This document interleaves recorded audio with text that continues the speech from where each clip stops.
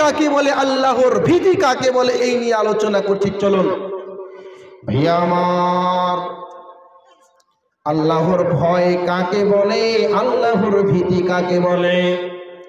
রাসূলুল্লাহ সাল্লাল্লাহু আলাইহি ওয়াসাল্লাম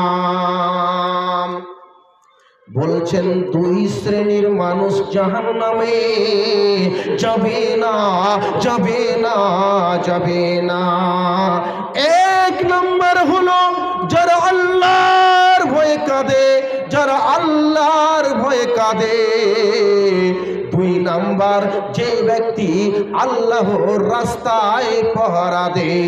নবীজির সাল্লাল্লাহু আলাইহি ওয়াসাল্লাম বলছেন যে তিন শ্রেণীর মানুষকে আল্লাহ তাবারক ওয়া তাআলা জাহান্নামে দিবে না, দিবে না, দিবে না। জাহান্নাম তার স্পষ্ট করতে পারবে না, পারবে না। এক, যখন রাত্রি হয়ে গেছে, গভীর রাত্রি হয়ে গেছে, আল্লাহর ভয় হয়েছে, আর বিছানা ছেড়ে দিয়ে এত সুন্দরী বিবি, এত সুন্দরী বিবি, এত কনকনে ঠান্ডা ল্যাপ ছেড়ে দিয়েছে, আর ল্যাপ ছেড়ে দিয়ে মসজিদে ওযু করে গিয়ে আল্লাহর কাছে সাজদায় পড়ে কাঁদছে, আল্লাহ আমি তোমার গুনাহগার বান্দা, আমি তোমার পাপিষ্ঠ বান্দা, তুমি আমাকে ক্ষমা করে দাও, তুমি আমাকে ক্ষমা করে দাও, তুমি আমাকে মাফ করে দাও। বন্ধুরে আমার, আমি আপনাকে একটা কথা বলেছি, যারা যতটা আল্লাহর ব্যাপারে জানবে, যতটা আল্লাহর ব্যাপারে বুঝে নিবে, ততটা আল্লাহকে ভয় করবে।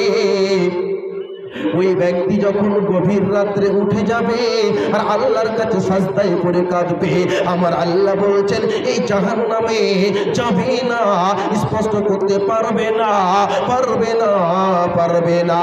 দুই নম্বরে নবীজির বলছেন, দুই নম্বরে নবীজির বলছেন ওই ব্যক্তিকে পাবে না যারা রক্তের ফোঁটা অর্থাৎ আল্লাহর রাস্তায়, আল্লাহর রাস্তায় পহরা দিয়েছে, আল্লাহর রাস্তায় পহরা দিয়েছে, সেই ব্যক্তি, সেই মানুষটিকে জাহান্নাম স্পষ্ট করতে পারবে না, পারবে না, পারবে না।